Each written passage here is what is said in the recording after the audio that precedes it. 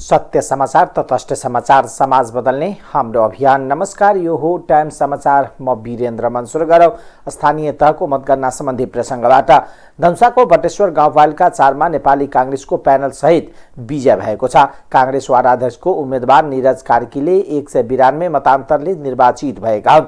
उनले 594 मत पाएका छन्। उनका निकटतम प्रतिद्वन्दी नेपाली नेकपा एमालेका उम्मेदवार 402 मत प्राप्त गरेका छन्। बटेश्वर 4 मा 1562 मत खसेको थियो। यो सँगै 5 वटा वार्डा रहेको बटेश्वर गाउँपालिकामा 3 वटा वार्डा कांग्रेसले जितेको छ। वार्डा नम्बर 5 सहित गाउँपालिका उपाध्यक्षमा कांग्रेसले जित्ने निश्चित जस्तै बनेको छ। निवर्तमान मेयरलाई पराजित गर्दै महोत्तरीको रामगोपालपुर नगरपालिकामा रामदुलार शाह विजय भएका छन्। नेकपा एमालेबाट मेयरमा रामदुलार शाह 1763 मतले आफ्नो निकटतम प्रतिद्वन्दी नेकपा माओवादी केन्द्रका उम्मेदवार निवर्तमान मेयर अशोक कुमारी मण्डललाई पराजित गरेका हुन्। शाहले 5349 मत प्राप्त गर्दै जित हात पारेका छन्। प्रतिद्वन्दी मण्डलले मात्र 3586 मत प्राप्त गर्न सके। उता उपमेयरमा महिला एमालेकै रीना देवी यादव विजय भएकी हुन्। उनले 4263 मत प्राप्त गर्दै आफ्नो निकटतम प्रतिद्वन्दी कांग्रेसकी पुष्पा देवी कुशवाहालाई 860 मतको मतान्तरले पराजित गर्नुभयो। कुशवाहाले 3403 मत प्राप्त गरेका छन्। 15 वटा पालिका रहेको महोत्तरीमा 2074 को निर्वाचनमा नेकपा एमाले एउटा पालिका समेत जित्न सकेको थिएन। सर्लाहीको चन्दनगर गाउँपालिकाका अध्यक्षमा कांग्रेस र उपाध्यक्षमा माओवादी केन्द्रका उम्मेदवार विजय भएका छन्। मतगणना अनुसार चन्दनगर गाउँपालिकाको अध्यक्षमा कांग्रेसबाट अध्यक्ष पदमा उम्मेदवार राजकुमार महतो 3995 मत ल्याएर विजय भएका हुन्। उपाध्यक्षमा माओवादी केन्द्रकै उम्मेदवार गीता देवी महतो 3860 मत सहित विजय भएका हुन्। महतोको निकटतम प्रतिस्पर्धी माओवादी केन्द्रका उम्मेदवार लोकेन्द्र मुखियाले 3536 मत पाए। उपाध्यक्ष की निकटतम प्रतिस्पर्धी कांग्रेसबाट उपाध्यक्ष पदकी उम्मेदवार मंजू देवीले 2958 मत प्राप्त गरेको चन्द्रनगर गाउँपालिकाका सहायक मतदान अधिकृत मदन बहादुर थिङले जानकारी दिनुभयो।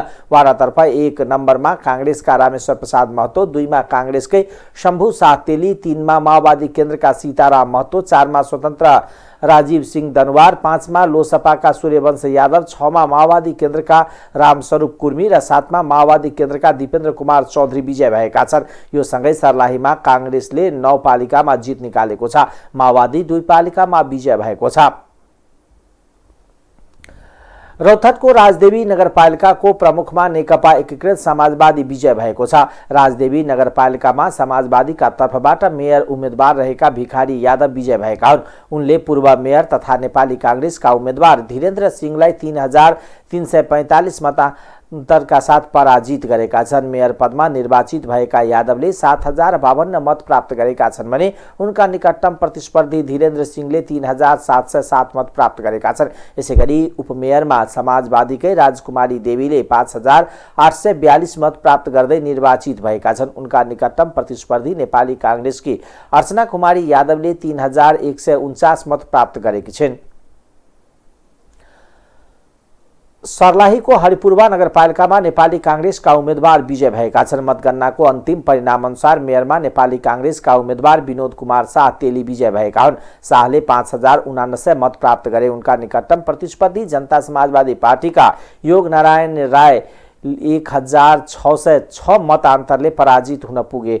उनले 3493 मत प्राप्त गरे। यस्तै उपमेयर पदमा नेपाली कांग्रेसकी सुमित्रा देवी ग्वार्नीले 4391 मत सहित विजय भएका छन्। उनका निकटतम प्रतिस्पर्धी जनता समाजवादी पार्टीकी सुनीता देवी यादवले 3400 मत प्राप्त गरिन्।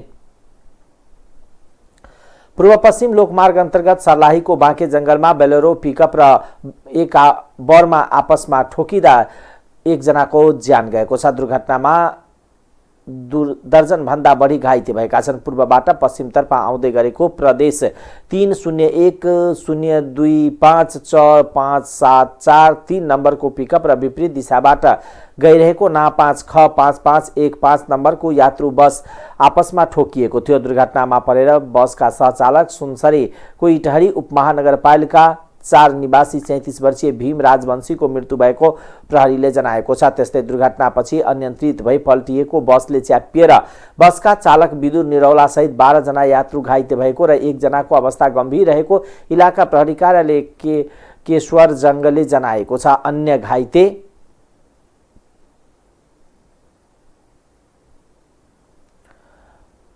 लालबन्दी स्थित मोडेल अस्पतालमा उपचार भइरहेको प्रहरीले जनाएको छ। तीव्र गतिमा रहेको माछा बोक्ने बेलोरो अनियन्त्रित भएर आफ्नै साइडमा गुडिरहेको बसलाई ठक्कर दिन पुगेको थियो। पिकअपबाट जोगिन खोज्दा बस अनियन्त्रित भएर पल्टिएको प्रहरीको आशंका छ। बससँग ठोकिएको पिकअप भ्यान छुट्टिएर जंगलभित्र पुगेको छ।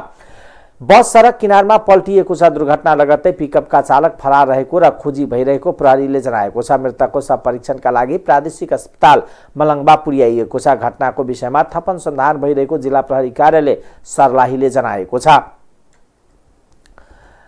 नेकपा एमालेका सचिव रघुवीर महासेठले निर्वाचनमा खटिएका कर्मचारीहरू कांग्रेसलाई जसरी पनि जिताउनु पर्ने मानसिकताबाट काम गरिरहेको आरोप लगाउनु भएको छ। उहाँले उनीहरूका कारण निर्वाचनको निष्पक्षतामाथि प्रश्न खडा भइरहेको आरोप लगाउनु भयो। जनकपुरमा आयोजना गरिएको पत्रकार सम्मेलनमा महासेठले कर्मचारीहरू नेकपा एमालेको विरुद्धमा गएर कांग्रेसलाई जसरी पनि जिताउने गरी काम गरिरहेको आरोप लगाउनु भयो। उहाँले मतदान सकिएको अवस्थामा गरिएको मुचुल्का खसेको मत अर्को मत पेटिका खोल्दा फरक संख्यामा मतपत्र पाउने गरिएकोले समेत निर्वाचनमा नियोजित रूपमा धाँधली भइरहेको आरोप लगाउनु भयो। महासेठले जसरी पनि कांग्रेस सहित सत्तारूढ गठबन्धनलाई जिताउनु पर्ने मानसिकताबाट कर्मचारीहरू काम गरिरहेको आरोप लगाउनु भयो। महासेठले नेपाली कांग्रेस लोकतन्त्रको मूल मर्मलाई समाप्त गरेर भए पनि सत्ता कब्जा गर्न खोजिरहेको आरोप लगाउनु भयो।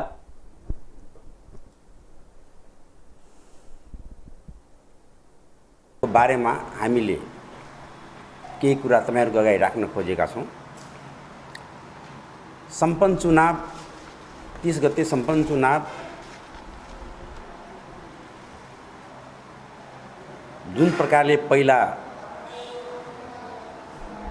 हो हल्ला कुटाकुट झै झगडा हुन्थ्यो वनस्पत यसपालि निकै कम भएको छ। निर्वाचन सम्पन्न गराउनमा बाहिरी रूपको कारणले जुन प्रकारको प्रशासन र सुरक्षा निकायहरूको सहयोग भयो त्यसको लागि म सुरक्षा निकायलाई धन्यवाद पनि दिन चाहन्छु। जुन सुरक्षा निकाय सिधै जिल्लाबाट परिचालित थियो उहाँहरू निष्पक्ष तरिकाले लाग्नुभयो। तर पहिला स्थानीय लेभलमा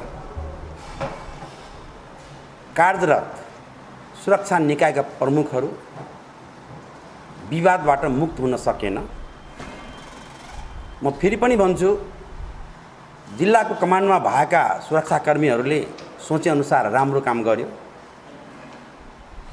तर जुन प्रकारको स्थिति देखियो शान्तिपूर्ण भए पनि धेरै झै झगडा नभए पनि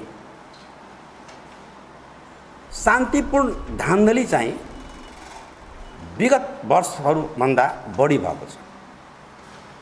यसमा निर्वाचन आयोग कतिको दोषी छ छैन त्यो त अब पछि समीक्षाको विषय हुन सक्छ पार्टीहरूको। तपाईहरुलाई एउटा म जानकारी गराइदिउँ। पहिला निर्वाचनमा जति भोटर लिस्टमा नाम हुन्थ्यो जति भोट कास्ट हुन्थ्यो कास्ट खसेको मतभन्दा बाहिरी भनौँ न भन्दा बढी हुँदाखेरि विवादित हुन्थ्यो रिपोलिङ हुन्थ्यो। तर यसपालि त्यस्तो नियम छैन। तपाईको ब्यालेट बक्समा जति मत खस्यो कानुन अनुसार तपाईको भोटर लिस्टको अनुसार 1000 मत खसेछ। तर त्यसबाट 1250 निस्क्यो भने त्यो 1250 भाइरिट गर्ने निर्णय सर्कुलर गरेर पठाएको रहेछ। यो भनेको त सरासर धान्धली गर्ने नियतले नै यो निर्णय। उहाँले धनुषाको छिरेश्वरनाथ नगरपालिकामा नेपाली कांग्रेसको चिटमा 1000 को नोट राखेर मत प्रभावित गरेको समेत मतदाताहरूले पक्राउ गरी प्रहरीलाई बुझाउँदा समेत कुनै कारबाही नभएको आरोप लगाउनु भयो। महासेठले सो पालिकाको वाडा नम्बर 5 को वाडा अध्यक्षमा एमालेले 1 मतले जितेको अवस्थामा मतदान अधिकृतले धेरै मत हेराफेर गरी कांग्रेसलाई 2 मतले जिताएको घोषणा गर्न खोजिएको जसको अन्य सबै पार्टीले विरोध गरी हाल मतगणना स्थगित रहेको बताउनु भयो।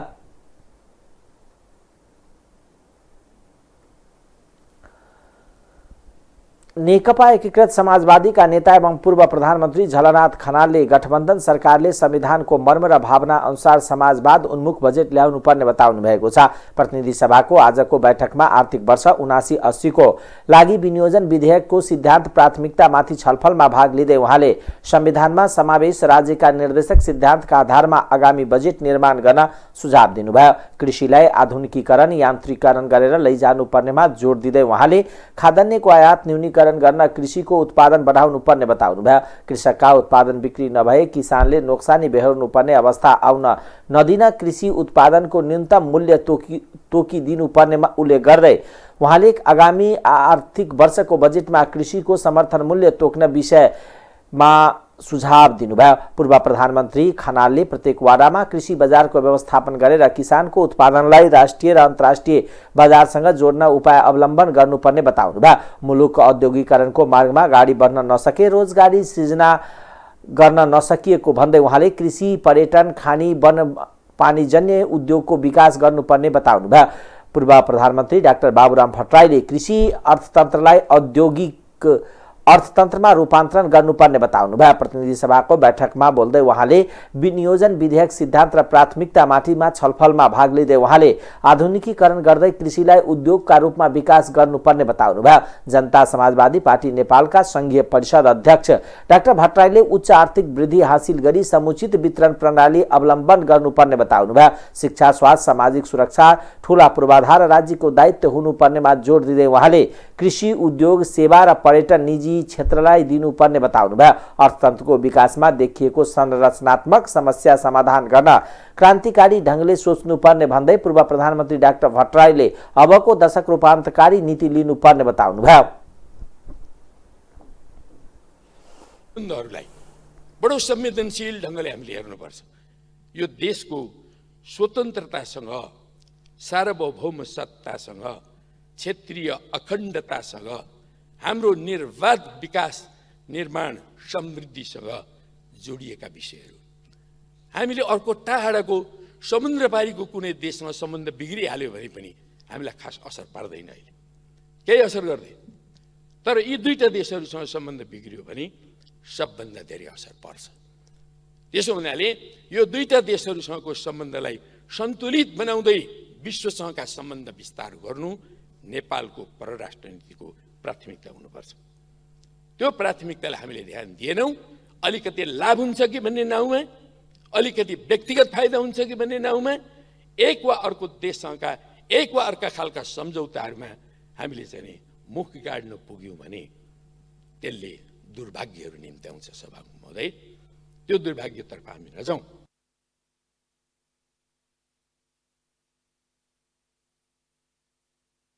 हाल्यो रोकियो, त्यसपछि प्रोजेक्टले वर्षौँसम्म रोकिएर बस्छ। त्यस्तो प्रकारले चाहिँ यो विकास विरोधी जुन हाम्रो चाहिँ न्यायिक संरचना छ यसलाई बदल्ने ढङ्गले पनि हामीले कानुनी सुधार हामीले गर्नै पर्छ। त्यसले पहिलो राजनीतिक प्रशासनिक र कानुनी सुधार कहाँ गर्नुपर्छ त्यसको निम्ति चाहिँ अलिक्रिया कार्य गरेर अगाडि ल्याउनुपर्छ भन्ने मेरो आग्रह छ।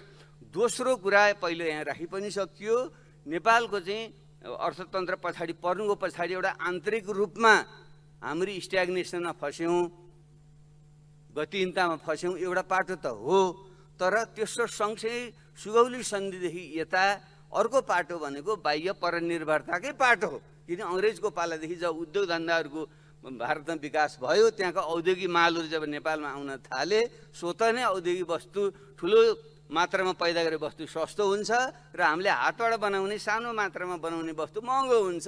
त्यति बेलादेखि जसरी हामी चाहिँ हाम्रो अर्थतन्त्र चाहिँ विदेशबाट आयात गर्ने परनिर्भर अर्थतन्त्रमा हामी रूपान्तरण भयौँ, पछिल्लो चरणमा त्यो बढ्दै जान्छ। किन त पुँजीवादको नियम भनेको के हो भने त्यो प्रत्येक वर्ष त्यो चाहिँ गुणात्मक ढङ्गले त्यो परनिर्भरता झन् बढ्दै जान्छ। जो धनी थियो जो बढी धनी हुने, जो बलियो थियो जो बढियो बढी हुने, जो कमजोर थियो झन् कमजोर हुने हुन्छ। अर्थतन्त्रमा पनि त्यही नियम लागू हुन्छ। त्यसरी हेर्दा हाम्रो आयात निर्यातकै मात्रै कुरा गर्नुहुन्छ भने महेशचन्द्र रेग्मीले राखेको तथ्याङ्क छ, सुगौली सन्धिभन्दा पहिले हामीले नेपालबाट भारततिर 5 गुणा बढी निर्यात गर्थ्यौँ। सुगौली सन्धि पछि पञ्चायत कालको अन्त्यसम्म आउँदा हामीले 5 गुणा बढी आयात गर्न थाल्यौँ। अहिले हामी 15 गुणा बढी आयात गर्छौँ। यसैबाट हेर्नु यो कसरी यो बढिरहेछ भने त्यहाँ संरचनात्मक कारण छ। त्यसले त्यहाँ त्यतिकै भनेर गाली गरेर सरापेर उफ्रिएर हुँदैन। यो किन, यसलाई कसरी सच्याउने? अब खुला सिमाना छ, उसको ठुलो अर्थतन्त्र छ, उसले कृषिमा पनि हामीले किन यत्रो आयात गऱ्यौँ भने हामी सबैले यहाँ अर्थमन्त्री ठिकै भन्नुभएको छ, कृषि वस्तु पनि आयात गरेछ भन्नुभएको छ, किन उसले ठुलो स्केलमा गर्छ उसले र ठुलो मात्रामा उसले सब्सिडी दिन्छ। अनि हामी खुला बजार छ, खुला सिमाना छ, हामीले नियन्त्रण गर्न सक्दैनौँ, प्रतिस्पर्धै हुँदैन, अनि हामीले चाहिँ सबै वस्तु चाहिँ आयात गर्नुपर्ने हुन्छ भने यो विषयलाई हामीले हल गर्नै पर्छ। त्यसैले भारतसँग हामीले जुन विगतमा पनि विभिन्न व्यापार सन्धिहरू, वाणिज्य सन्धिहरू, पारमाणु सन्धिहरू जुन गरेका छौँ, यी सबै विषयलाई फेरि एकचोटि पुनरावलोकन गरेर हाम्रो जुन संरचनात्मक रूपमा हाम्रो अर्थतन्त्र जसरी परनिर्भर भइरहेको छ, बरु कुन क्षेत्रमा हामीले चाहिँ उत्पादन गर्ने हो, कुन क्षेत्रमा बरु उहाँहरूको हामीले आयात गर्ने हो, किन व्यापार भन्दा दोहोरो हुन्छ, फेरि हामीलाई मात्रै सुविधा देऊ भनेर उनले पनि मान्दैनन्। फेरि हामीलाई लाभ हुने क्षेत्र कुन हुन्, त्यसमा केन्द्रित भएर वस्तु उत्पादन र निर्यात हामीले गर्ने र उनीहरूको तर्फबाट हामीलाई सस्तो हुने सामान हामीले उताबाट ल्याउने, एउटा त्यस्तो एउटा बरु अन्डरस्ट्यान्डिङ गरेर, अथवा हामीले एउटा विशेष सानो देश, गरिब देश हुनुको नाताले केही विशेष सुविधा मागेर, अथवा के भनेर हुन्छ, हामीले यसलाई नसच्याइकन हुँदैन। यो नसचिएसम्म हामी जतिसै उफ्रिए पनि साथीले भन्नुभयो कृषिमा यसो गरौँ उसो गरौँ उसो गरौँ भन्नुभयो, त्यो त एकदम सबैले जानेको कुरा हो। कृषिमा बडा मलको पनि लगाउँ, यो कारखाना पनि खोलौँ, यो सबै चाहिँ मसिनीकरण गऱ्यौँ, बजार चाहिँ गाउँ गाउँमा खोलौँ, अत्यन्त राम्रो कुरा। तर बाहिरबाट जुन ठुलो स्केलको वस्तु यता आउँछ त्यसमा प्रतिस्पर्धै हुँदैन। हाम्रो यहीँको चाहिँ गोलमाडा उताको सस्तो पर्छ, अन्डा उताको सस्तो पर्छ, अरू उता केरा पनि उताको सस्तो पर्दो रहेछ भने सबै थोक सस्तो उताको परेपछि अनि तपाईँ बजार अर्थतन्त्रमा आधारित भएपछि हामीले त्यति रोक्न सक्दैनौँ। त्यसैले यसलाई के गर्ने हो, एउटा नीति नै बनाएर गम्भीर ढङ्गले हामीले कुराकानी गरेर हाम्रा मित्रहरूसँग, छिमेकी मित्रहरूसँग हामीले यस सम्बन्धी चाहिँ एउटा नयाँ ढङ्गको चाहिँ सहमति यस्ता नीतिहरू अगाडि सार्न सक्नु पर्यो। राजनीति, प्रशासनिक र कानुनी क्षेत्रमा सुधार गरेर मात्र आर्थिक वृद्धि हासिल गर्न सकिने बताउँदै उहाँले नेपालको संसदीय प्रणालीले राजनीति र नीतिगत स्थिरता नदिने भएकोले यसलाई सच्याएर जानुपर्ने बताउनुभयो। बाह्य परनिर्भरताका कारण नेपालको अर्थतन्त्र पछाडि परेको भन्दै उहाँले तुलनात्मक लाभका वस्तुको उत्पादनमा ध्यान दिनुपर्ने बताउनुभयो। प्रतिनिधि सभा अन्तर्गतको महिला तथा सामाजिक सुरक्षा समितिले मातृ शिशु मृत्युदर न्यूनीकरणको कार्यक्रम प्रभावकारी कार्यान्वयन गराउन सरकारलाई निर्देशन दिएको छ। बुधबार सिंहदरबारमा बसेको समितिको बैठकले मातृ शिशु मृत्युदर न्यूनीकरण कार्यक्रमको प्रभावकारी कार्यान्वयन गराउन सरकारलाई निर्देशन दिएको हो। बैठकले सरकारलाई आगामी आर्थिक वर्षको बजेटमा लैङ्गिक उत्तरदायित्वको पक्षलाई नीतिगत र व्यावहारिक रूपमा महत्त्व दिन पनि सरकारलाई निर्देशन दिएको छ। बैठकका निर्णय सुनाउँदै समितिका सभापति निरुदेवी पालले बजेटका विभिन्न चरणमा लैङ्गिक परीक्षण गरेर आर्थिक नीति एवं राष्ट्रिय विकास नीतिहरूबाट परेका असरहरूको नियमित विश्लेषण गर्नुपर्ने सरकारलाई निर्देशन दिनुभयो। उहाँले लैङ्गिक उत्तरदायित्वको पक्षमा आधुनिक रूपमा सुधार गर्नुपर्ने कार्य पहिचान गरी वार्षिक रूपमा समीक्षा गर्दा सामाजिक एवं लैङ्गिक क्षेत्रलाई समेत महत्त्व दिन निर्देशन दिनुभयो। एक लैङ्गिक उत्तरदायी बजेट सार्वजनिक खर्च व्यवस्थापनको व्यवस्थापकीय कार्यमा सबै लिङ्गका लागि सार्वजनिक वित्तको बृहत्तर समतामूलक वितरणात्मक कार्य हो।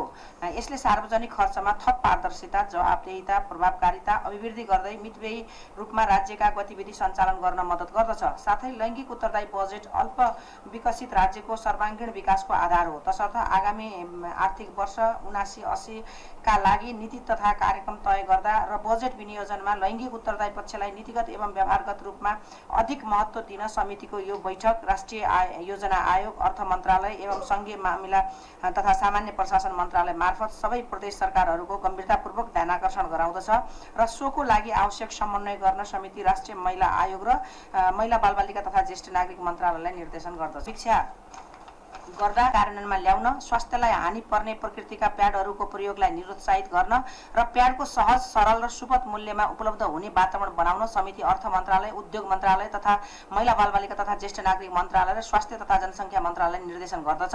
साथसाथै प्याडको उत्तम विकल्प र दीर्घकालसम्म पुनः प्रयोग गर्न सकिने सिलिकन कप जस्ता सामग्रीको उपयोगलाई प्रोत्साहन दिने तथा नीति तथा कार्यक्रम अख्तियार गर्न समितिको यो बैठक अर्थ मन्त्रालय, उद्योग मन्त्रालय तथा महिला बालबालिका तथा ज्येष्ठ नागरिक मन्त्रालयलाई निर्देशन गर्दछ। 4. प्याड तथा सिलिकन कप आयात गर्नुपर्ने, नेपालमा उत्पादन भएका त्यस्ता सामग्रीले माग अनुरूपको आवश्यकता पूरा गर्न असमर्थ रहेको हालको अवस्थामा प्याड तथा सिलिकन कपको स्वदेशमै उत्पादनका लागि लगानीलाई प्रोत्साहन गर्न, लगानी मैत्री वातावरण सिर्जना गर्ने तथा यही क्षेत्रमा महिला उद्यमशीलता अभिवृद्धि गर्न, महिलाद्वारा घरेलु तथा साना उद्योग सञ्चालन गर्ने आवश्यक पर्ने ऋण अनुदान प्रदान गर्ने तथा लगानी मैत्री वातावरण बनाउन र प्याड तथा सिलिकन कप आयात गर्दा हाल लगाएको शुल्क कर दस्तुरमा पुनर्विचार गर्न समितिको यो बैठक अर्थ मन्त्रालय, उद्योग मन्त्रालय तथा महिला बालबालिका तथा ज्येष्ठ नागरिक मन्त्रालयलाई निर्देशन गर्दछ। महिनबारीको समयमा आवश्यक पर्ने प्याडलाई गुणस्तर मापदण्ड बनाई कार्यान्वयनमा ल्याउन, स्वास्थ्यलाई हानि गर्ने प्रकृतिका प्याडहरूलाई निरुत्साहित गर्न र प्याडको सरल, सहज, सुपथ मूल्यमा उपलब्ध हुने वातावरण बनाउन पनि समितिले सरकारलाई निर्देशन दिएको छ। प्रमुख प्रतिपक्षी दल एमालेका सांसद योगेश भट्टराईले पेट्रोलियम पदार्थको मूल्य नियन्त्रण र आयात कम गर्न विषय सरकारको प्राथमिकतामा नपरेको बताउनु भएको छ। प्रतिनिधि सभाको बैठकमा सुरु भएको आर्थिक वर्ष 79-80 का लागि विनियोजन विधेयक सिद्धान्त र प्राथमिकता सम्बन्धमा कर प्रस्ताव बाहेक माथिको छलफलमा सहभागी हुँदै उहाँले मूल्य वृद्धि नियन्त्रणदेखि पेट्रोलियम पदार्थको वैकल्पिक उपायबारे सरकारको प्राथमिकता नपरेको बताउनुभयो। पेट्रोलियम पदार्थको मूल्य वृद्धिले सबै वस्तुको भाव बढ्ने र यसले विपन्न समुदायको जीवन कष्टकर हुने भन्दै उहाँले पेट्रोलियम पदार्थको वैकल्पिक उपायदेखि मूल्य वृद्धि नियन्त्रणको उपाय अवलम्बन गर्नुपर्ने बताउनुभयो। अर्थमन्त्री जनार्दन शर्माले मंगलबार पेश गरेको विनियोजन विधेयकको सिद्धान्त प्राथमिकताले देशको आर्थिक संकट नियन्त्रण गर्ने उपाय अवलम्बन नगरेको बताउनुभयो। त्यसैगरी सो विधेयकमाथि बोल्दै विभिन्न सांसदहरूले सरकारले नीतिगत रूपमा आर्थिक वृद्धि दर कसरी हासिल गर्न सकिन्छ त्यस विषयमा ध्यान दिनमा जोड दिएका थिए। मन्त्रीजी यसमा बेखबर रहेको यो पुस्तिकाबाट प्रमाणित हुन्छ। विप्रेषण रेमिटेन्सको जहाँसम्म कुरा गर्दा गएको वर्षभन्दा रेमिटेन्स घट्दै गएको छ, जबकि गएको वर्ष कोभिड-19 को कारणले विदेशमा रोजगारीमा जाने मानिसहरूको संख्या घटेको थियो तर रेमिटेन्स बढेको थियो। आज विदेशमा काम गर्न जानेको संख्या बढेको छ तर रेमिटेन्स किन घटिरहेको छ? त्यसको मतलब अनौपचारिक च्यानलहरू सक्रिय छन्। जसरी अनौपचारिक च्यानलबाट आएको पैसा राष्ट्र ब्याङ्कले छानबिन गर्दा राष्ट्र ब्याङ्कका गभर्नरमाथि कारबाही भयो। सम्भवतः सरकारले औपचारिक च्यानलहरूलाई यसरी नै डन्डा देखाउँदा अनौपचारिक च्यानलहरू बलियो हुँदै जाने र मुलुकमा फेरि पनि कालो धनको प्रवेश गर्ने, त्यसको स्रोतहरू नखुल्ने र त्यो निश्चित नेता र पार्टीका बीचमा त्यसको लेनदेन हुने, मन्त्रीहरूको बीचमा लेनदेन हुने, यो स्थितिले मुलुकको अर्थतन्त्रलाई अझै धाराशायी बनाउँदै जान्छ। यतातिर म गम्भीर ध्यान आकर्षण गर्न चाहन्छु। र अन्त्यमा सभामुख महोदय, हामीले भनेको समाजवाद, वर्गीय विभेदहरूलाई कम गर्दै आज जुन वर्गहरूको बीचमा विभेद छ त्यो विभेदहरूलाई कम गर्दै खास गरिकन तल्लो वर्गलाई राज्यले संरक्षण गर्दै, मध्यम वर्गलाई उत्साहित गर्दै र माथिल्लो वर्गलाई एउटा समाज र राज्यप्रति उत्तरदायी बनाउँदै हाम्रा यी वर्गीय विभेदहरूलाई हटाउनु पर्नेछ, सामाजिक विभेदहरूलाई हटाउनु पर्नेछ र त्यो वर्गीय र सामाजिक विभेदहरूलाई कम गर्दै मुलुकमा एउटा सामाजिक न्याय सहितको समतामूलक समाज हामीले निर्माण गर्नुपर्नेछ। त्यतातिर यो सिद्धान्त र प्राथमिकताले कुनै पनि इङ्गित गरेको हामीले पाएका छैनौँ। उत्पादन बढाउनु पर्नेछ र त्यस अर्थमा न्यायोचित वितरण पनि गर्नुपर्नेछ। हामीले वितरणको मात्रै कुरा गरेका छैनौँ, उत्पादन बढाउने र वितरण न्यायोचित रूपमा गर्ने सायद एउटा लोक कल्याणकारी राज्यले गर्नुपर्ने मुख्य आधारभूत कुरा यही नै हो। यतातिर यो सरकारले उचित ध्यान दिन सकिएको छैन। त्यसकारणले सम्भवतः अर्थमन्त्रीजीले बजेट वक्तव्य लेखिसक्नु भएको छ। बजेट वक्तव्य लेखेर थन्क्याइसकेर यो संसदलाई छल्नको निम्ति एउटा नीति सिद्धान्त र प्राथमिकता भनेर एउटा कागज यहाँ प्रस्तुत गर्नुको मैले अर्थ देख्दिनँ। के यहाँ भएका छलफलको आधारमा अर्थमन्त्रीजीले आफ्नो बजेट वक्तव्य, प्राथमिकताहरू, नीतिहरू, योजना, रणनीति, कार्यक्रममा बदलाव ल्याउनुहुन्छ?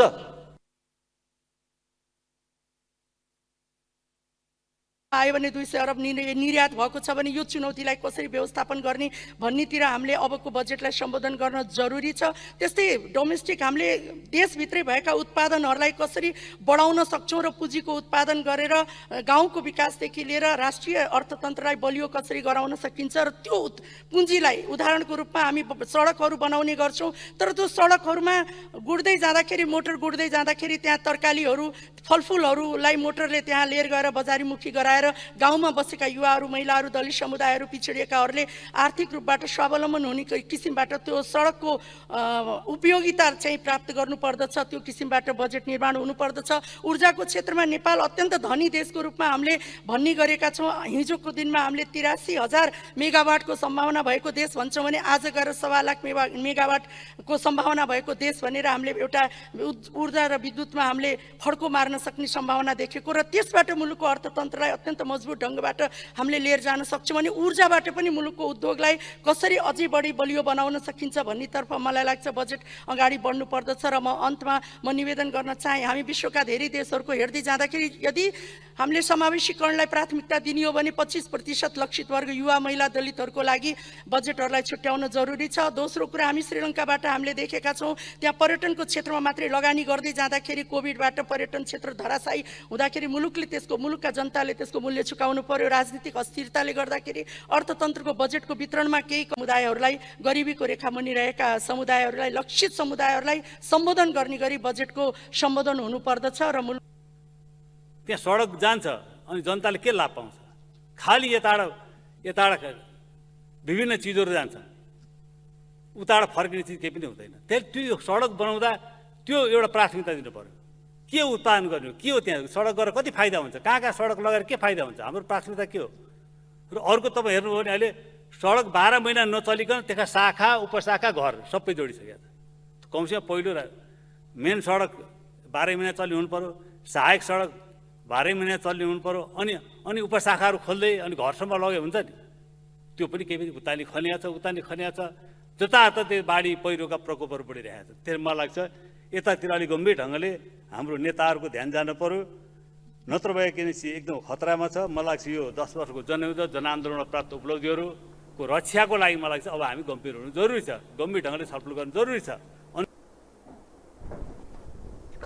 कोरोना भाइरसको महामारीका बेला एमाले को तात्कालीन सरकारले दात्री राष्ट्र निकायको सहयोग लिएर देशको आर्थिक अवस्थालाई बलियो बनाए पनि अहिले सरकारले देशको आर्थिक अवस्थाको सुधार गर्न प्रयास नगरेको भट्टराईको आरोप रहेको छ। चांगु नारायण नगरपालिकाको प्रमुखमा नेपाली कांग्रेसका उम्मेदवार जीवन खत्री विजय हुनुभएको छ।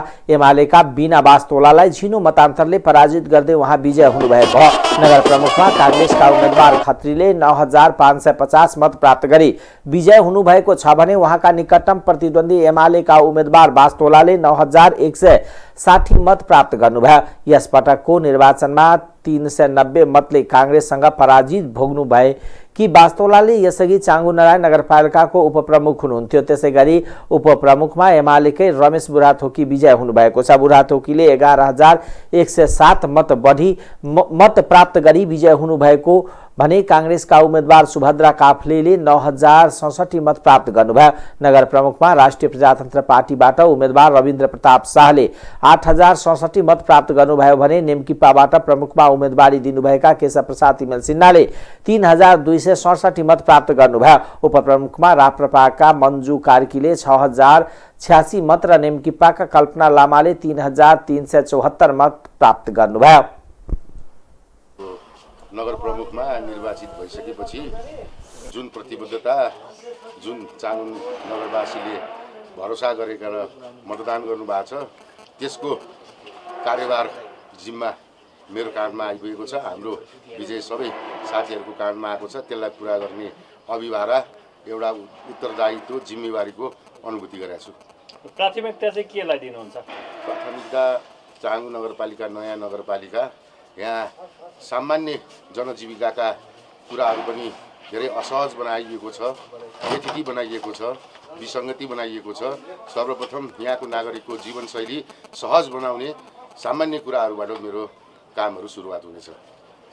जस्तै विगतको नेतृत्वमा चाहिँ अब एमाले थियो, अहिले काङ्ग्रेस आयो होइन, अब चाहिँ हामीले चाहिँ अब जनतालाई राहत दिने काम चाहिँ के छ? जनताका जनजीविकाका सवालमा पहिलो कदम चाल्नेछु। त्यसपछि नगरपालिकाले नागरिकलाई चाङुबासीलाई दिनुपर्ने सेवा सुविधा एकदम सहज सरल बनाउनेछु।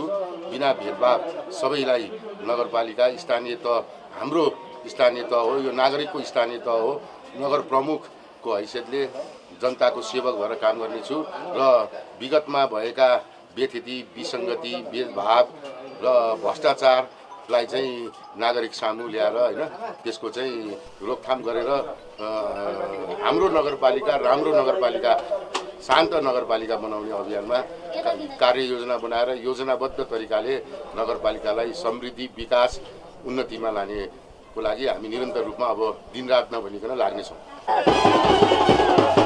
त्यस्तै चाङ्गु नारायण नगरपालिकाको वार्ड अध्यक्षमा वार्ड नम्बर 1 मा काङ्ग्रेसका सिजन कार्की, 2 मा काङ्ग्रेसकै सोम प्रधान, 3 मा एमालेका श्याम सुन्दर धिमाल, 4 मा एमालेका रोज बहादुर तामाङ, 5 मा काङ्ग्रेसका जयचन्द्र खड्का, 6 मा राप्रपाका धनबहादुर लामा, 7 मा राप्रपाका श्याम नायजु श्रेष्ठ, 8 मा काङ्ग्रेसका जनक खत्री र 9 मा निम्किप्पाका गणेश त्यातात विजय हुनुभएको छ। सर्लाही जिल्लाको दक्षिण सीमावर्ती क्षेत्र विष्णुपुर गाउँपालिकामा नेपाली काङ्ग्रेसले कार्यकाल दोहोऱ्याएको छ। विष्णु गाउँपालिकामा सम्पन्न मतगणनाको परिणाम अनुसार पालिकाका अध्यक्ष पदमा काङ्ग्रेसका उम्मेदवार जवाहरलाल यादव 131 मतान्तरले विजय हुनुभएको हो। यादवले कुल 3211 मत प्राप्त गर्दा उनका निकटतम प्रतिद्वन्दी जनता समाजवादी पार्टीका विजय कुमार यादवले 3080 मत प्राप्त गरे। त्यस्तै उपाध्यक्ष पदमा पनि काङ्ग्रेसकी उम्मेदवार विजय भएकी छिन्। काङ्ग्रेसकी उम्मेदवार उषा देवीले 2949 मत सहित विजय भएका हुन्। उनका निकटतम प्रतिस्पर्धी जनता समाजवादी पार्टीकी सुनीता देवी जायसवालले 2470 मत प्राप्त गर्दै पराजित भए। त्यस्तै यस पालिकाको वार्ड अध्यक्षमा काङ्ग्रेसले 3, जसपाले 3, लोसपाले 1 र माओवादी केन्द्रले 1 स्थानमा जित निकालेको छ। वार्ड नम्बर 1 मा लोकतान्त्रिक समाजवादी पार्टीका बिकाउ ठाकुर, 2 नम्बरमा नेकपा माओवादी केन्द्रका मनोज प्रसाद यादव, 3 मा काङ्ग्रेसका जयकुमार चौधरी, 4 मा काङ्ग्रेसका विनोद राय यादव, 5 मा जनता समाजवादी पार्टीका कामोद राय यादव, 6 मा काङ्ग्रेसका नन्दकिशोर यादव, 7 मा जनता समाजवादीका नीरज राउत र 8 नम्बरमा जनता समाजवादीका जवाहरलाल राय निर्वाचित भएका हुन्। विष्णुपुर गाउँपालिका सहित नेपाली काङ्ग्रेसले 20 पालिका मध्ये 7 पालिकामा जित निकालेको छ। त्यस्तै अहिलेसम्म माओवादी केन्द्रले 2 स्थानमा जित निकालेको हो। बाँकी पालिकाको मतगणना भइरहेको छ। प्राप्त परिणाम अनुसार बागमती नगरपालिकामा पनि नेकपा माओवादी केन्द्रले जित निश्चित भइसकेको छ भने हरिवन नगरपालिका पनि माओवादी केन्द्रले अग्रता कायम राखेको छ। त्यसैगरी हरिपुर नगरपालिका, हरिपुरबा नगरपालिका, पर्सा गाउँपालिका, ब्रह्मपुरी गाउँपालिका, कडौना गाउँपालिका, धनकौल गाउँपालिका, विष्णु गाउँपालिका नेपाली काङ्ग्रेसले विजय हासिल गरिसकेको छ। त्यस्तै बलरा नगरपालिका, रामनगर गाउँपालिकामा माओवादी केन्द्रले विजय हासिल गरेको छ। भक्तपुरको मध्यपुर थिमी नगरपालिकामा नेपाली काङ्ग्रेस नेकपा माओवादी केन्द्र बीचको गठबन्धन विजय भएको छ। गठबन्धनले मध्यपुर थिमीमा नगर प्रमुख, उपप्रमुख, 6 वटा वाडा सहित बहुमत सदस्य जित हात पारेको छ। 2 वाडा अध्यक्ष नेकपा एमाले र एउटामा नेकपा मजदुर किसान पार्टी, नेपाल मजदुर किसान पार्टी नेमकिपाल विजय भएको छ। मध्यपुर थिमीमा प्रमुखमा नेपाली काङ्ग्रेसका सुरेन्द्र श्रेष्ठले आफ्नै ज्वाइँ एवं निवर्तमान प्रमुख नेकपा एमालेका मदन सुन्दर श्रेष्ठलाई पराजित गरेका छन्। गठबन्धन तर्फबाट उम्मेदवार बनेका सुरेन्द्रले 15098 मत प्राप्त गरे। उनका निकटतम प्रतिद्वन्दी मदन सुन्दरले 11035 मत प्राप्त गरे। 2074 मा मदन सुन्दरले नेपाली काङ्ग्रेसका अष्ट केवेलाई पराजित गर्दै प्रमुखमा निर्वाचित भएका थिए। मदन सुन्दरले 14000 मत पाए। यस पटक एक्लै मैदानमा उत्रेका एमाले मध्यपुर थिमीमा प्रमुख र उपप्रमुख दुवै गुमाउनु पुग्यो। उपप्रमुखमा पनि गठबन्धनका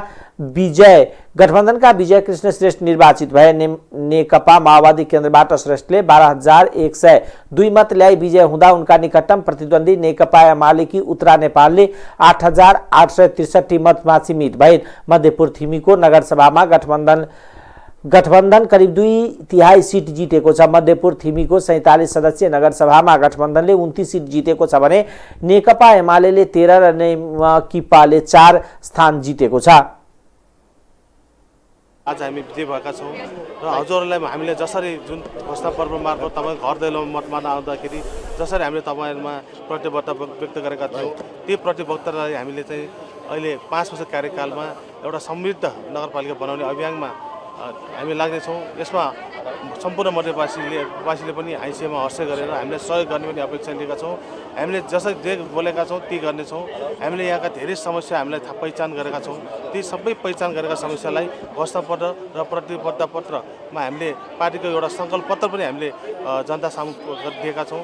ती सबै तपाईँहरूमा सुरक्षित राख्नुहोला। जुन हामीले बोलेका छौँ एउटा नगरपालिका हामी जिम्मेवारीको क्रममा हामी जाँदैछौँ र हामी जिम्मेवारी पाइसकेपछि तपाईँलाई हामीले जसरी जुन प्रतिबद्धता व्यक्त गरेका छौँ त्यही अनुसार काम गर्ने छु भने सबैलाई म हार्दिक हामीलाई मत दिएर विजय गराउनु भएकोमा सबैलाई धन्यवाद दिँदै तपाईँहरूको काम गर्ने अवसर दिनुभएकोमा अब काम गरेर पनि देखाउने छु भन्ने कुरा तपाईँ ढुक्क भएर रहनु होला। म नेपाली कांग्रेसले नगर प्रमुख 6वटा वार्ड अध्यक्ष र 18 जना नगरसभा सदस्य सहित महुबत सिट जितेको छ। कांग्रेसले वार्ड नम्बर 1 मा वार्ड अध्यक्ष सहित 4, वार्ड नम्बर 2 मा वार्ड अध्यक्ष सहित 2, वार्ड नम्बर 3 मा वार्ड अध्यक्ष सहित 4, वार्ड नम्बर 4 मा 1 सदस्य, वार्ड नम्बर 5 मा वार्ड अध्यक्ष सहित 3, वार्ड नम्बर 6 मा वार्ड अध्यक्ष सहित 4 सदस्य निकालेको छ। त्यसैगरी वार्ड नम्बर 7 मा 2 सदस्य, 8 मा 1 सदस्य जितेको कांग्रेसले वार्ड नम्बर 9 मा वार्ड अध्यक्ष सहित 4 सदस्य जितेको छ।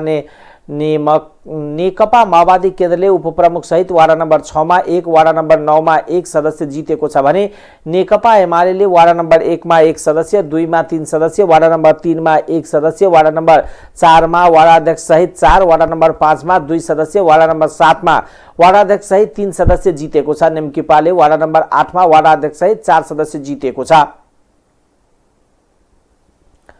निर्वाचन आयोगले विभिन्न कारण स्थगन भई मतदान सम्पन्न भएका पालिकाहरूको मतगणना 5 दिनमा सम्पन्न गर्न निर्देशन दिएको छ। विभिन्न कारणबाट मतदान स्थगन गरेका पालिकाको हकमा मतदान सम्पन्न भएकै दिन मतपेटिकाहरू निर्वाचन अधिकृतको कार्यालयमा प्राप्त भइसकेपछि यथाशीघ्र गणनाको प्रारम्भ गरी बढीमा 5 दिनभित्र गणना कार्य सम्पन्न गर्न गराउन आयोग निर्देशन गर्दछ। आयोगद्वारा जारी विज्ञप्तिमा भनिएको छ, गत वैशाख 30 गते मतदान सञ्चालनकै क्रममा केही पालिकाका केही मतदान केन्द्रमा मतदान स्थगन भएको थियो। यस्तो मतदान केन्द्रहरूमा मतदान भइरहेको छ।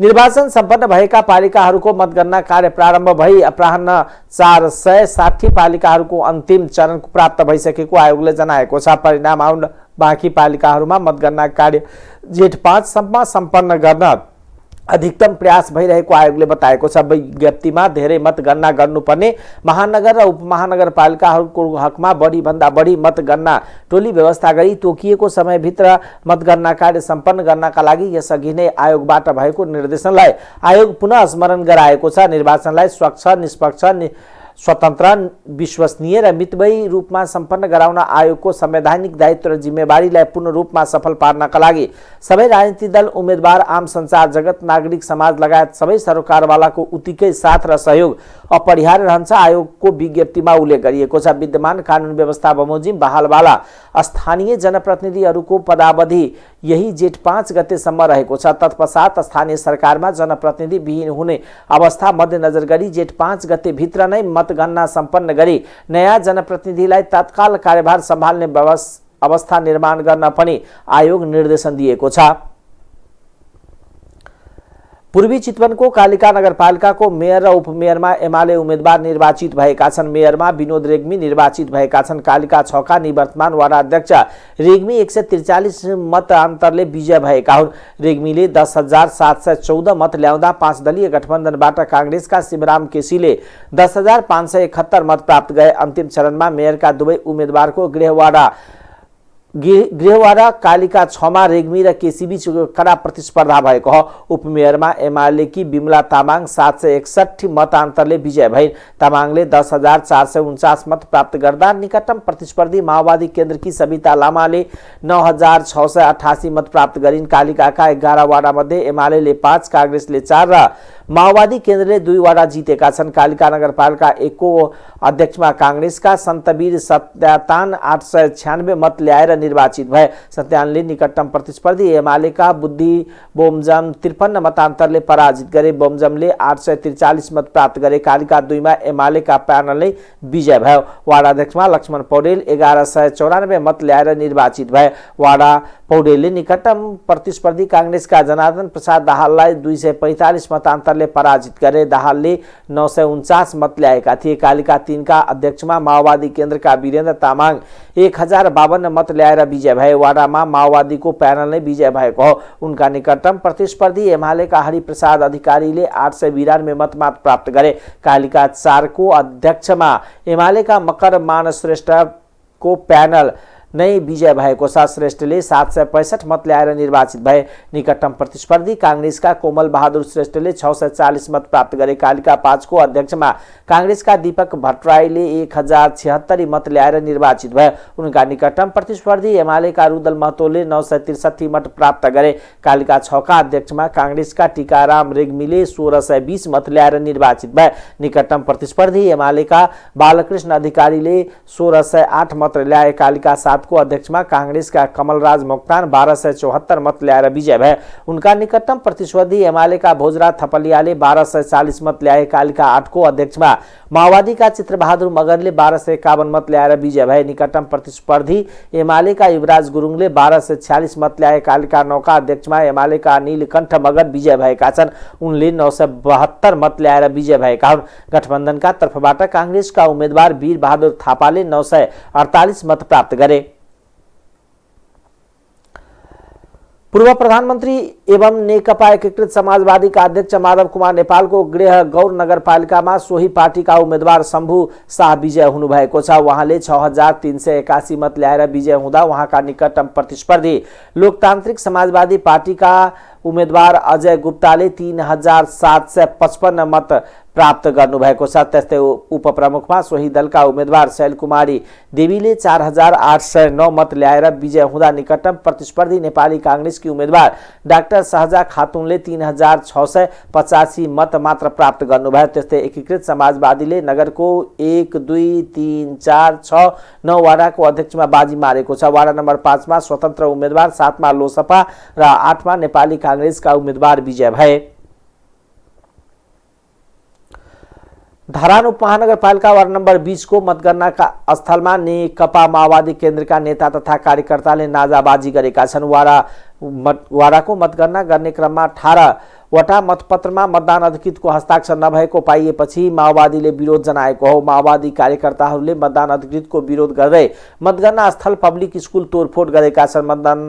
मतगणना अधिकृतको हस्ताक्षर नभएको मतपत्र सदर गर्नुपर्ने उनीहरूको माग छ। अहिले पनि उनीहरू नाराबाजी गरिरहेका छन्। माओवादी केन्द्रका धरान सह इन्चार्ज सुदर्शन श्रेष्ठले निर्वाचनमा खटिएका कर्मचारीले चरम लापरवाही गरेकोले आन्दोलन गर्नु परेको बताउनुभयो। हस्ताक्षर नगरिएको मतपत्र सदर नगरेको अवस्थामा धरान 20 मा पुनः मतदान गर्नुपर्ने उहाँको भनाइ छ। नाराबाजी र मतगणना स्थल तोडफोडसँगै धरानको मतगणना स्थगित भएको छ।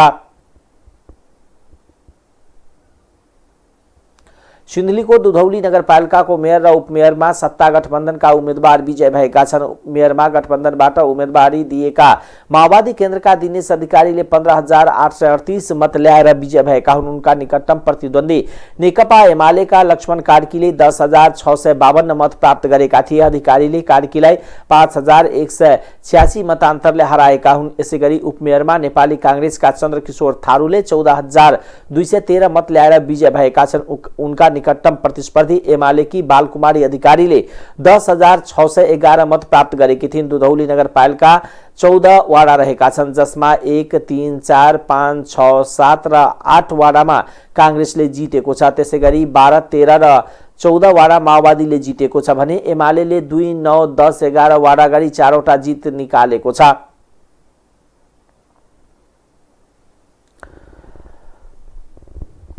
बाराको जितपुर सिमरा उपमहानगरपालिकाका 14 मा नेकपा एमालेकी उम्मेद्वार चयन गुरुङ प्यानल विजय भएको छ। सम्भवतः बारामै जितपुर सिमरा उपमहानगरपालिकाकै पहिलो महिला वार्ड अध्यक्षको रूपमा निर्वाचित गुरुङले लोकप्रिय मत प्राप्त गरेको हुन्। गुरुङले 1325 मत प्राप्त गरेका हुन्। उनका निकटतम प्रतिद्वन्दी नेकपा माओवादी केन्द्रका भरत प्रसाद भण्डारीले 923 मत प्राप्त गरे। गुरुङ 402 को फराकिलो मतान्तरले विजय भएको हुन्। उक्त वार्डमा एमालेका महिला सदस्य उम्मेदवार रामपति थारुनी, दलित महिला सदस्य उम्मेदवार गीता सार्की, सदस्य उम्मेदवारहरू तेज नारायण चौधरी र यामनाथ ढकाल विजय भएका छन्।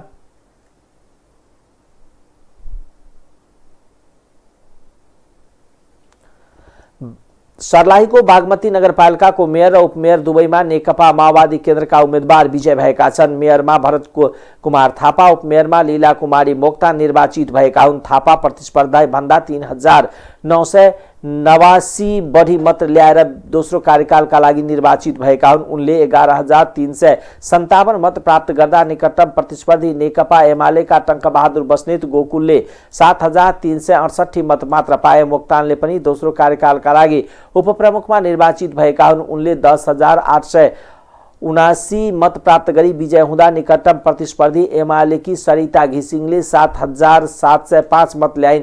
बागमती सहित माओवादी केन्द्रले सर्लाहीमा 4वटा पालिकामा जित निकालेको छ। 2074 को निर्वाचनमा माओवादी केन्द्रले बर्ला नगरपालिका र रामनगर गाउँपालिकाको जितेको थियो। धनुषाको मुखियापट्टी मुसर्निया गाउँपालिकाको अध्यक्ष र उपाध्यक्ष दुवैमा जनता समाजवादी पार्टीले जितेको छ। अध्यक्षमा जसपाका जयकुमार यादव 5410 मत ल्याएर निर्वाचित हुँदा नेपाली कांग्रेसका रामबाबु यादवले 2455 मत ल्याए। उपाध्यक्षमा जसपाकै सैदा खातुन 4414 मत ल्याएर निर्वाचित भएका छन्। कांग्रेसकी अनिता कुमारीले 3152 मत ल्याएर दोस्रो भइन्।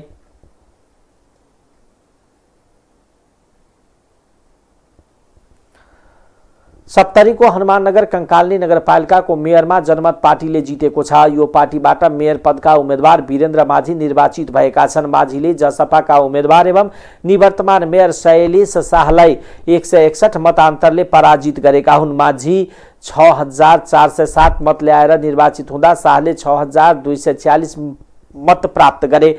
शाह 2074 को निर्वाचनमा तत्कालीन राजपाबाट मेयरमा निर्वाचित भएका थिए। पछिल्लो समय उनी जसपामा थिए। हनुमाननगर कंकालनी जितसँगै जनमत पार्टीले आफ्नो जितको पहिलो खाता खोलेको छ।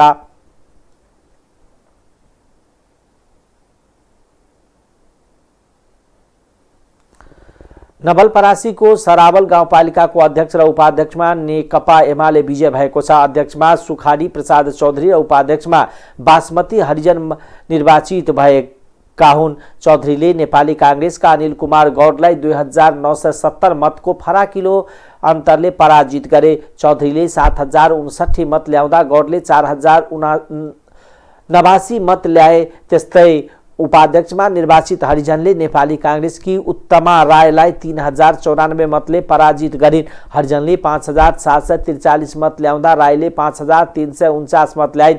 पराजित राय निवर्तमान उपाध्यक्ष समेत हुन्। यसअघि गाउँपालिकामा दुवै पद कांग्रेस अध्यक्षमा तत्कालीन फोरम लोकतान्त्रिक पछि कांग्रेसमा समाहितले जितेको थियो। 7वटा वाडा रहेको गाउँपालिकामा वार्ड नम्बर 1 मा एमालेका विष्णु प्रसाद भट्टराई, वाडा नम्बर 2 मा नेपाली कांग्रेसका शम्भु प्रसाद चौधरीले वाडा अध्यक्षमा निर्वाचित भएका छन्। वाडा नम्बर 3 को अध्यक्षमा राप्रपाका फिरंगी चौधरी, वाडा नम्बर 4 मा एमालेका सुरेश यादव निर्वाचित भएका छन्। वाडा नम्बर 5 मा कांग्रेसका लक्ष्मण प्रसाद चौधरी, वाडा नम्बर 6 मा कांग्रेसकै छोटेलाल गुप्ता, वाडा नम्बर 7 मा माओवादीका हेयत खान धुनिया वाडा अध्यक्षमा निर्वाचित भएका छन्। नेपाल क्रिकेट संघ क्यानको आयोजनामा हुने पहिलो संस्करणको नेपाली टी20 लीग आगामी असोज दोस्रो सातादेखि हुने भएको छ। युवा तथा खेलकुद मन्त्री महेश्वरजङ गहतराजले उक्त प्रतियोगिताको औपचारिक घोषणा क्यानद्वारा आयोजित पत्रकार सम्मेलनमा गर्नुभयो। प्रतियोगिता आगामी असोज 8 गतेदेखि कार्तिक 5 गतेसम्म हुनेछ। कीर्तिपुर स्थित त्रिवी क्रिकेट मैदानमा हुने उक्त प्रतियोगितामा विभिन्न 6 टोलीको सहभागिता रहने क्यानले जनाएको छ। क्यानले यसअघि नै प्रेस विज्ञप्ति मार्फत प्रतियोगिताको घोषणा गरे पनि मिति भने सार्वजनिक गर्न सकेको थिएन। आधिकारिक नेपाल टी20 लीग को यो एनाउन्समेन्ट घोषणा गर्न पाउँदा म एकदम खुसी छु र यसबारेमा म यहाँलाई 3 बुँदामा यहाँलाई जानकारी गराउन चाहन्छु। मैले भने 2 वर्षको प्रयासपछि आज हामी एनाउन्समेन्ट गर्दैछौँ। Nepal premier league, Nepal T20 लिगको पहिलो एडिसन पहिलोमा ट्युब मैदानमै यो प्रतियोगिता खेलाइने गएको छ र जसरी मिडियाको साथीहरूले यसमा चासो लिइराख्नु भएको छ र नेपाल क्रिकेट सङ्घको गतिविधिलाई नजिकबाट हेरिरहनु भएको छ, सहयोग गरिरहनु भएको छ। पनि क्रिकेटै जोड्दैछौँ र पछिल्लो अवस्थामा धेरै ठुलो लागतको झन्डै यसै आर्थिक वर्षमा हामीले यसै बजेटबाट घोषणा गरिने जुन परियोजना त्यो भनेको धनगढीको फाप्ला अन्तर्राष्ट्रिय क्रिकेट मैदान तथा खेल ग्रामको रूपले अगाडि बढाउँदैछौँ, जसलाई क्रिकेटै जोड्दैछौँ। It was a dream come true for me, and beside me, it was a great dream for plenty of thousands of people from Nepal.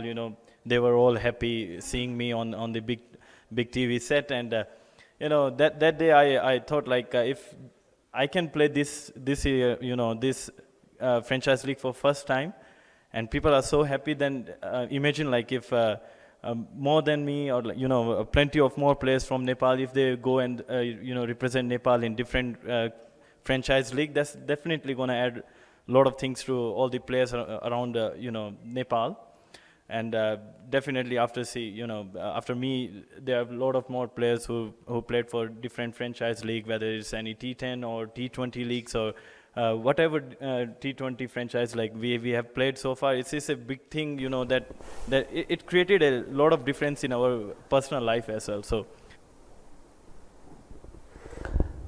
क्यानका अध्यक्ष चतुरबहादुर चन्दले नेपालको आधिकारिक T20 लिगको औपचारिक घोषणा गर्न पाउँदा खुसी लागेको भन्दै उक्त प्रतियोगिताले पर्यटकीय र व्यावसायिक हिसाबबाट नेपाल क्रिकेटले फड्को मार्ने विश्वास व्यक्त गर्नुभयो। टाइम समाचार अहिलेको लागि यति नै। हेर्दै गर्नुहोला टाइम्स टेलिभिजन। नमस्कार।